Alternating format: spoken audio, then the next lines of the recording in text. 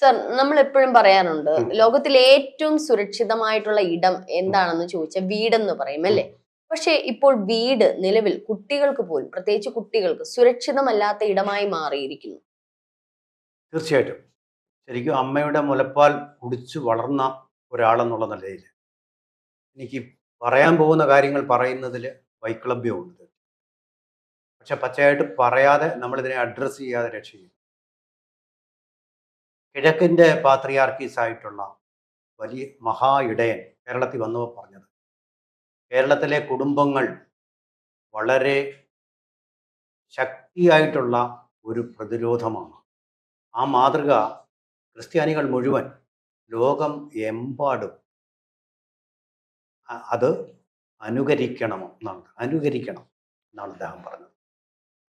പക്ഷെ ഇന്നിപ്പോൾ നമ്മുടെ വീടകങ്ങളിലെ സ്ഥിതി എന്ന് പറയുമ്പോൾ, പണ്ട് നമ്മൾ 8 കെട്ടുകളിലുമൊക്കെ 4 കെട്ടുകളിലുമൊക്കെ വളർന്നിരുന്ന ആ കൂട്ടുകുടുംബ വ്യവസ്ഥതയിൽ നമ്മൾ കേട്ട് കേൾവി പോലും ഇല്ലാത്ത കാര്യങ്ങളൊക്കെ നമ്മുടെ അണുകുടുംബ വ്യവസ്ഥിതിയിലേക്കുള്ള മാറ്റത്തിൽ സംഭവിക്കുന്ന ഞെട്ടിപ്പിക്കുന്ന ഭീഭത്സമായിട്ടുള്ള വാർത്തകളുടെ നമ്മളെ ഒരു പക്ഷേ നമുക്ക് ചങ്കിടിപ്പ് കൂട്ടുന്ന തരത്തിൽ, ഹൃദ്രോഗം പോലും വരുത്താവുന്ന തരത്തിലുള്ള വിശ്വസിക്കാൻ പറ്റാത്ത അവിശ്വസനീയമായ കാര്യങ്ങൾ സംഭവിച്ചുകൊണ്ടിരിക്കുക. പണ്ട് പ്രായമായ കാരണവന്മാരും കാരണവത്തികളും ഒക്കെ പറയുമായിരുന്നു, പ്രായപൂർത്തിയായ കുട്ടികൾ ഒരിക്കലും മുതിർന്ന ആൾക്കാർക്കിടയിലേക്ക് പോകുമ്പോൾ ശ്രദ്ധിക്കണം. അവരുടെ പെൺകുട്ടികളുടെ കാര്യമാണ് പറയുന്നത്.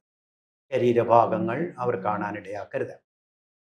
അത് വളരെ സ്വാഭാവികമാണ്. കാരണം ആണുങ്ങളുടെ ജനിതക ഘടനയും പെണ്ണുങ്ങളുടെ ജനിതക ഘടനയും തമ്മിലുള്ള വ്യത്യാസം കൊണ്ടാണ് സംഭവിക്കുന്നത്. ക്രോമോസോമിൽ തന്നെയുണ്ട് വ്യത്യാസം, ക്രോമോസോമുകളുടെ എണ്ണത്തിൽ തന്നെ ആ വ്യത്യാസം പ്രതിഫലിക്കുന്നു. പൊതുവെ പെൺകുട്ടികൾ എപ്പോഴും സ്നേഹത്തിൻ്റെ മൂർത്തികളായിട്ടും ആണുങ്ങളെപ്പോഴും കാമത്തിൻ്റെ മൂർത്തികളായിട്ടും ഒക്കെയാണ്. ഇതെല്ലാവർക്കും അറിയാവുന്ന കാര്യമാണ്. ആണുങ്ങളെ ഏതെങ്കിലും കാര്യത്തിന് പ്രേരിപ്പിക്കുന്ന അവരുടെ കാമമാണെങ്കിൽ, സ്ത്രീകളെ പ്രേരിപ്പിക്കുന്ന സ്നേഹം കിട്ടാനുള്ള ഒരു ദാഹത്തിൻ്റെ പേര്. ഈ ശാസ്ത്രജ്ഞന്മാർ പണ്ടേ പറഞ്ഞു, എല്ലാവരും സാർവത്രികമായിട്ട് അംഗീകരിച്ചിട്ടുണ്ട്. പക്ഷേ ഈ കാമം പ്രേമം എന്നൊക്കെ പറയുന്ന പ്രായപൂർത്തിയായി കഴിഞ്ഞ് സംഭവിക്കുന്ന കാര്യങ്ങൾ എന്നുള്ളതാണ് നമ്മൾ മനസ്സിലാക്കി വെച്ചിരിക്കുന്നത്. നമ്മൾ ബാല്യകാല വിവാഹമൊക്കെ നിരോധിച്ചു. കാരണം ആ കാലഘട്ടത്തിൽ ഇത് വിവാഹത്തിന് പ്രായമായിട്ടില്ല, പക്വതയായിട്ടില്ല, ശരീരത്തിന്റെ വളർച്ചയായിട്ടില്ല. നമ്മുടെ പെൽവിസ് ബോൺസ് ഒക്കെ വളരണം, എങ്കിൽ മാത്രമേ സുരക്ഷിതമായിട്ടുള്ള പ്രസവം പോലും നടക്കൂ എന്നതോ ശാസ്ത്രീയ വശം കൂടിയുണ്ട് അതിന്. അതെന്നെ നമ്മൾ നിരോധിച്ചു കഴിഞ്ഞു. ഇപ്പോഴും നടക്കുന്നുണ്ട് ചില മതങ്ങൾക്കിടയിൽ. അത് നമ്മുടെ വിഷയമല്ല, അതിലേക്ക് പോകുന്നില്ല. പക്ഷേ ഇപ്പോൾ കുറേ വർഷങ്ങളായിട്ട് നമ്മൾ കണ്ടുകൊണ്ടിരിക്കുന്ന ഒരു കാര്യം എന്ന് പറഞ്ഞാൽ സെക്ഷൽ പെർവേർഷൻ്റെ, യാതൊരു ഉളുപ്പുമില്ലാത്ത സെക്ഷൽ പെർവേർഷൻസിൻ്റെ വാർത്തകളാണ്. ഇതിപ്പോൾ കുറേ നാളുകളായിട്ട് വന്നുകൊണ്ടിരിക്കുക. അതിൽ ഏറ്റവും അതിൻ്റെ ഒരു പിന്നാക്കളിൽ നിൽക്കുന്ന, അതിൻ്റെ ഒരു മൂർധന്യത്തിൽ നിൽക്കുന്ന ഒരു സംഭവമാണ് എറണാകുളം ജില്ലയിലെ ആലുവയിലെ തിരുവാങ്കുളം എന്ന് പറയുന്ന സ്ഥലം. ഈ തിരുവാങ്കുളം എന്ന് പറയുന്ന പരിശുദ്ധമായിട്ടൊരു ഗ്രാമമായിട്ട് നമ്മുടെ ഗൗഡ സാരസ്വത ബ്രാഹ്മണർ കരുതി പോന്നിട്ടുള്ള സ്ഥലം. ആ സ്ഥലത്താണ് സംഭവിക്കാൻ പാടില്ലാത്ത ഈ കാര്യം സംഭവിച്ചത്. മുലകുടി മാറിയിട്ടില്ലാത്ത കുട്ടികൾ പോലും സുരക്ഷിതരല്ല എന്ന് പ്രഘോഷിക്കുന്ന തരത്തിൽ, പറയാൻ നമുക്ക് തുറന്നു പറയാൻ കഴിയാത്ത തരത്തിലുള്ള ഒന്നാണ് ഒരു കുട്ടി 3 വയസ്സിനും 3 വയസ്സിൽ നിന്ന് 4 വയസ്സിലേക്ക് പോയിക്കൊണ്ടിരിക്കുന്ന ഒരു ഏകദേശം ഒരു വർഷത്തിൽ പുറത്ത് ഇയാള് ഈ കുട്ടിയെ പീഡിപ്പിക്കുന്നുണ്ട്. അതെ, ഉരമരുന്നിന്റെ വാട മാറിയിട്ടില്ലാത്ത ഒരു കുഞ്ഞ്. ആ കുഞ്ഞെന്ന് പറയുന്ന ലോകത്തിലെ ഏറ്റവും സൗന്ദര്യമുള്ള ഒരു വസ്തുവാണ്. ആ സൗന്ദര്യത്തെ, ആ നിഷ്കളങ്കതയെ കാമരൂപത്തിൽ കാണാൻ ഒരച്ഛനെന്ന് പറഞ്ഞാൽ ഈ അച്ഛൻ്റെ അനിയനായിട്ടുള്ള പിതൃ സഹോദരന് കഴിഞ്ഞു. ഏതാണ്ട് 36 വയസ്സോ മറ്റോ പ്രായമുള്ള ആൾ. ഈ കുട്ടിയുടെ പേര് നമ്മൾ പറയുന്നത്, ഈ പ്രതിയുടെ പേര് പറഞ്ഞാൽ കുട്ടി ഐഡന്റിഫൈ ചെയ്യപ്പെടും. മരിച്ചു കഴിഞ്ഞുവെങ്കിലും ആ പേരും പറയാൻ പാടില്ല, കാരണം ഇതൊരു പോക്സോ കേസാണ്. അങ്ങനെ സംഭവിച്ചു. പോക്സോ ആദ്യം പറഞ്ഞതുപോലെ ഒരു പക്ഷെ ഇതൊക്കെ മുന്നേ ഉള്ള ആൾക്കാർ, നമ്മുടെ പഴയ തലമുറ അറിഞ്ഞതുകൊണ്ടല്ലേ, നമ്മുടെ അമ്മൂമ്മമാരും നമ്മുടെ അപ്പൂപ്പന്മാരെയൊക്കെ അറിഞ്ഞതുകൊണ്ടല്ലേ പ്രായപൂർത്തിയാവുന്ന കുട്ടികളെ പ്രായപൂർത്തിയായതിനു ശേഷം അച്ഛന്റെ കൂടെ കിടത്തരുത്, അല്ലെങ്കിൽ സഹോദരന്റെ കൂടെ കിടത്തരുന്ന് ഇന്നത്തെ പോലെയുള്ള ഇതേപോലുള്ള നരാധമന്മാര് അന്നും ഉണ്ടായിരുന്നു എന്നുള്ളത് അറിയാവുന്ന അമ്മൂമ്മമാര് അന്ന് വിലക്കിയത് കൊണ്ടല്ലേ പിന്നീട് അതൊരു ഇതായിട്ട് വന്നത്, ഒരു പഴമൊഴിയായിട്ട് വന്നത്. പക്ഷെ അവിടെ പ്രായപൂർത്തി അല്ലാതെ ഒരു ഇപ്പൊ സംഭവം അതുമല്ല. അല്ലാതെ ഒരു സംഭവം നമ്മൾ രേഖപ്പെടുത്തി ഇന്ന് വരെ എൻ്റെ കുടുംബത്തിൽ അത് പറഞ്ഞു കേട്ടിട്ടില്ല, അയൽപക്കത്തെ കുടുംബങ്ങളിലും പറഞ്ഞു കേട്ടിട്ടില്ല. ഒരു പക്ഷെ അന്ന് ഇത്രയും വാർത്താ മാധ്യമങ്ങൾ ഇല്ലാത്തത് കൊണ്ടായിരിക്കാമോ ആയിരിക്കാം. വന്നതെന്ന്. പക്ഷെ ഇങ്ങനെ പെർവേർഷൻസ് കേരളീയ സമൂഹത്തിൽ വളരെ വ്യാപകമാണ്. അതായത് നമ്മുടെ മുൻ മുഖ്യമന്ത്രിയായിട്ടുള്ള കെ നയനാർ ഹരിത രൂപത്തിൽ ഒരിക്കൽ പറയുകയുണ്ടായി, കേരളത്തിൽ ബലാത്സംഗങ്ങൾ വരുന്നു എന്നുള്ളതിനെക്കുറിച്ച് പത്രക്കാരോ ചോദിച്ചു. അമേരിക്കയിൽ ഓരോ മിനിറ്റും ചായ കുടിക്കുന്ന പോലാണ് ബലാത്സംഗം.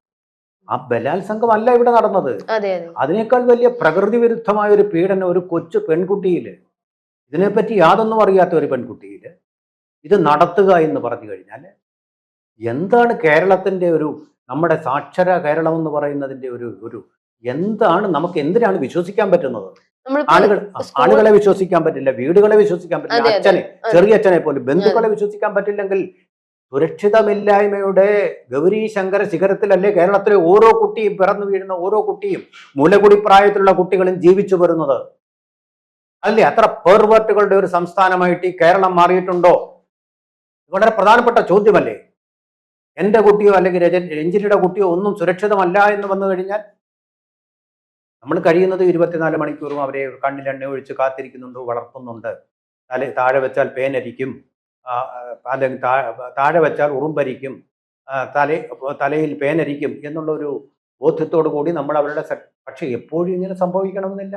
നമ്മളുടെ കണ്ണ് വെട്ടിച്ചുകൊണ്ടും കാമഭ്രാന്തന്മാരായ ആൾക്കാര് പെർവേർഷനുകളിൽ ഏർപ്പെടുക എന്ന് പറയുന്നത്, ലൈംഗിക വൈകൃതങ്ങൾക്ക് വേണ്ടിയിട്ട് അവരെ ടൂൾസ് ആയിട്ട് ഉപയോഗിക്കുക എന്ന് പറയുന്നത് മനുഷ്യത്വം ഇല്ലായ്മയുടെ ഒരു ലക്ഷണമല്ലേ കാണിക്കുന്നത്? സർ, ഇപ്പൊ സ്കൂൾ തലങ്ങളിൽ പോലും കൗൺസിലിംഗ് ഉണ്ട്, മറ്റുള്ള കാര്യങ്ങളുണ്ട്. ഇനി ഇതിനെയൊക്കെ തടയാൻ നമ്മളൊക്കെ ഇനി എന്താണ് ചെയ്യേണ്ടത്?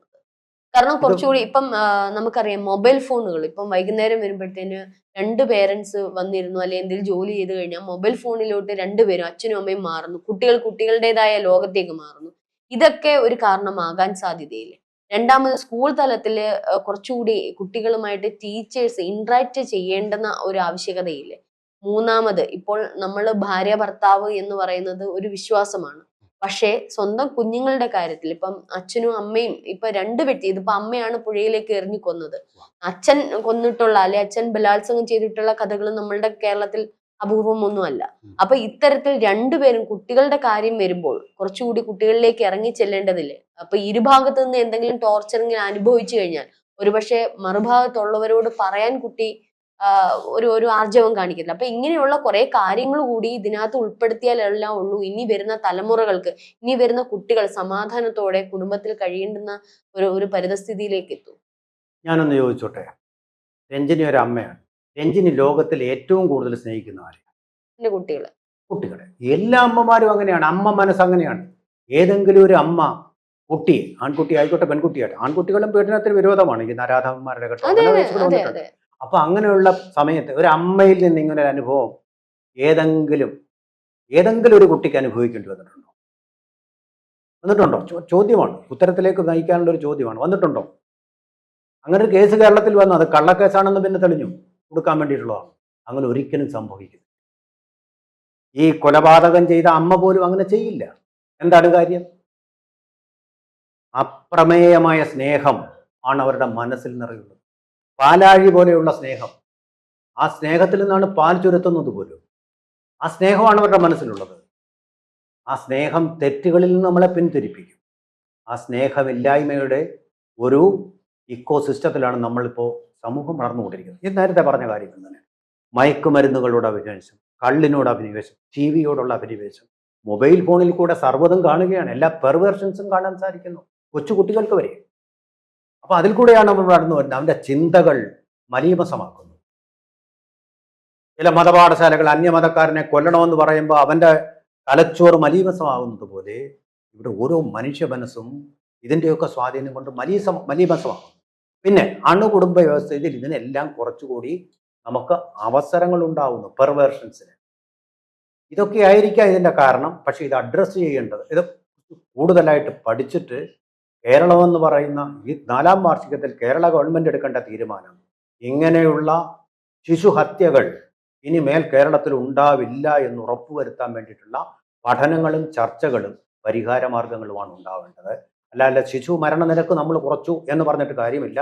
ഉണ്ടാവുന്ന ശിശുക്കളുടെ ഭാവി കൂടി ഒരമ്മയ്ക്കും ഇനി എറിയേണ്ടി വരരുത് ചാലക്കുടി പുഴയിലേക്ക് അല്ലെങ്കിൽ വേറെ ഏതെങ്കിലും. കുന്തി പണ്ട് എറിഞ്ഞിരുന്നത് എങ്ങനെയാണ്? സ്വർണം ആഭരണങ്ങൾ അണിയിച്ചുകൊണ്ട് പെട്ടിയിലാക്കിക്കൊണ്ട് സുരക്ഷിതമായിട്ട് ആരെങ്കിലും വളർത്തട്ടെ എന്ന് വിചാരിച്ചാണ്. കുന്തി പണ്ട് ചർമ്മണത്വയും യമുനയും ഗംഗയും ചമ്പാപുരി വരെ മാറി മാറി നന്മണി വൈരക്കൽ കാപ്പണിഞ്ഞിടിന തന്മണി പുത്രനെ താങ്ങി താങ്ങി. അപ്പൊ ആഭരണങ്ങൾ അണിയിച്ചുകൊണ്ട് എവിടെങ്കിലും പോയി ഇവന് രക്ഷയുണ്ടാകട്ടെ, ജീവിക്കട്ടെ എന്ന് വിചാരിച്ചാണ്. ആ കർണനാണ് മഹാനായിട്ടുള്ള കർണനായിട്ട് ഭാരതത്തിൽ വളർന്ന് അങ്ങ് ആകാശം മുട്ട നിൽക്കുന്നു. അപ്പോൾ ഈ കുട്ടികളുടെ ജീവൻ ഇങ്ങനെ പാഴാക്കി കളയാൻ പാടില്ല. അത് കേരളത്തിൻ്റെ ഗവൺമെൻറ്റിൻ്റെ ഉത്തരവാദിത്വം.